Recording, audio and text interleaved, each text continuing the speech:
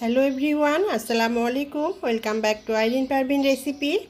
আজকে নিয়ে চলে আসলাম খুবই লোভনীয় এবং দরকারি রেসিপি। বাচ্চা বড় সবাই কিন্তু সকালের নাস্তায় জ্যাম জেলি খেয়ে থাকি পাউরুটির সাথে।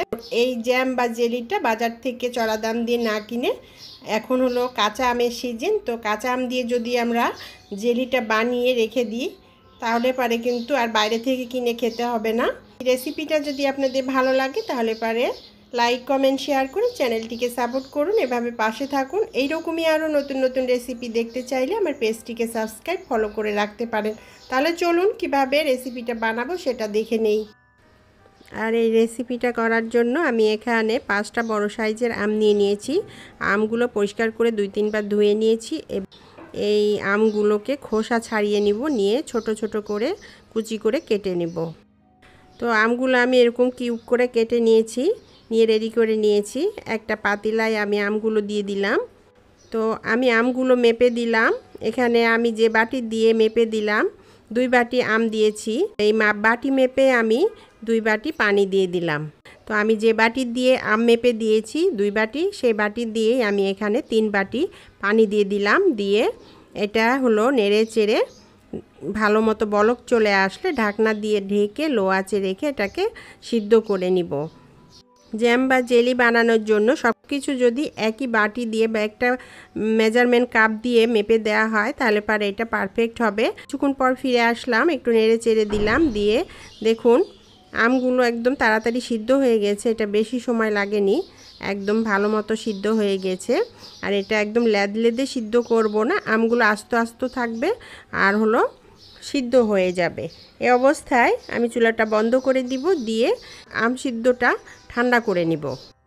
নিয়েছি আম এবং আমের পানিটা ঠান্ডা করে নিয়েছি, নিয়ে এখানে একটা বাটির ওপরে আমি স্টিলের স্ট্রেনার রেখে দিলাম আর এটার উপরে আমসহ পানিটা এরপর ঢেলে দিলাম। তো আমি এখানে শুধু পানিটা ব্যবহার করব, আমটাকে আমি অন্য কাজে ব্যবহার করব। তো পানিটা আমি ছেঁকে নিয়েছি, নিয়ে দেখুন এখানে এতটা পানি হয়েছে। আর এটাকে আমি এখন মাপ দিয়ে চুলায় বসিয়ে দিব। চুলায় একটা প্যান দিয়ে দিয়েছি আর এরকম একটা সুপের বাটি নিয়েছি, বাটি দিয়ে মেপে আমি এখানে 2 বাটি আম সিদ্ধ করা পানি নিয়েছি, সেটা দিয়ে দিলাম।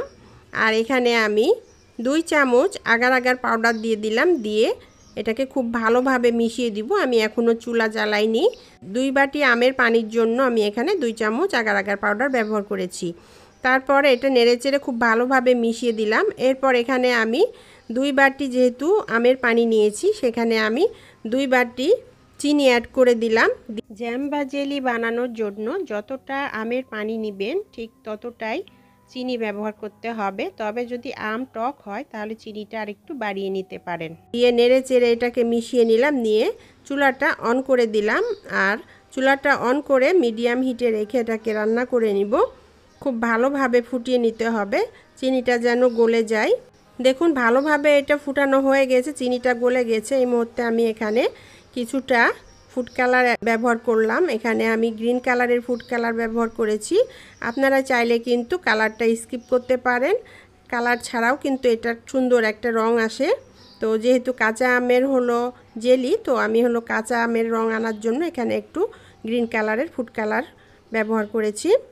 তারপর এখানে দেখুন ফেনার মতো উঠছে এই জেলি থেকে, তো আমি এখানে ফেনার মতোগুলো উঠিয়ে নিলাম, নিয়ে ফেলে দিলাম। তারপর রান্না করতে করতে এখানে আমি 3 টেবিল চামচ ভিনেগার দিয়ে দিলাম। ভিনেগারটা হলো প্রিজারভেটিভ হিসেবে কাজ করবে, এটা এই জেলিটাকে 1 বছর পর্যন্ত ভালো রাখতে সহযোগিতা করবে। তো কিছুক্ষণ রান্না করে নেওয়ার পর দেখুন এটা একদম কি সুন্দর ঘন হয়ে এসেছে, থকথকে হয়ে এসেছে। আর এটা একটু আঙ্গুল দিয়ে দেখলে বোঝা যাবে, একটু এটা হলো আঙ্গুলে ধরলে পারে একটু আঠালো একতার চলে আসবে, এরকম একটু চিপচিপে ভাব হয়ে যাবে, আঠালো ভাব হয়ে যাবে। দেখুন এরকম একদম চিপচিপে একটা ভাব চলে এসেছে। অন্যভাবে চেক করে নিতে পারেন, একটা পিরিচের মধ্যে সামান্য একটু জেলি দিয়ে এটাকে কিছুক্ষণ সাইডে রেখে দিলে ঠান্ডা হলে তারপর দেখবেন যে এটা জমে যাচ্ছে কিনা। তো ঠান্ডা হওয়ার পর যদি জেলিটা জমে যায় তাহলে বুঝবেন যে এটা একদম নামিয়ে নেওয়ার জন্য রেডি হয়ে গেছে। এখন আমি এই জেলিটাকে নামিয়ে নিয়ে গরম গরমই কিন্তু ঢেলে নিতে হবে, যে পাত্রে রাখবো সেটাতে। তো আমি আগে থেকেই একটা কাচের বয়াম বসিয়ে গরম পানি দিয়ে পরিষ্কার করে ধুয়ে এটা রোদ্রে শুকিয়ে রেখেছিলাম, এটার মধ্যে ঢেলে নিলাম। তো আমার এখানে হলো এক বয়াম হয়েছে ছোট বয়ামের, আর একটা বাটিতে ঢেলে নিয়েছি কিছুটা। তো বন্ধুরা, হয়ে গেল আমার কাঁচা আমের জেলি বা জ্যাম। তো আপনারা আম শেষ হওয়ার আগেই কিন্তু এভাবে কাঁচা আমের জ্যাম বা জেলি বানিয়ে নিয়ে 1 বছরের জন্য সংরক্ষণ করে রেখে দিতে পারেন। প্রিয় বন্ধুরা, জিরো থেকে শুরু করেছিলাম, আর স্বপ্নগুলো পূরণ করতে চাইলে আপনাদের সাপোর্ট খুবই দরকার। আপনারা এভাবে যদি আমাকে সাপোর্ট করেন তাহলে হয়তো একদিন আমি আমার স্বপ্নগুলো পূরণ করতে পারবো। তো বন্ধুরা, সফল হওয়ার জন্য আপনাদের দোয়া, ভালোবাসা এবং সাপোর্টের খুব প্রয়োজন। আপনারা সব সময় এভাবে সাপোর্ট করবেন, পাশে থাকবেন, এটাই আশা করছি। আর এটা বাজারের জ্যাম জেলি থেকে কোনো অংশেই কম নয়।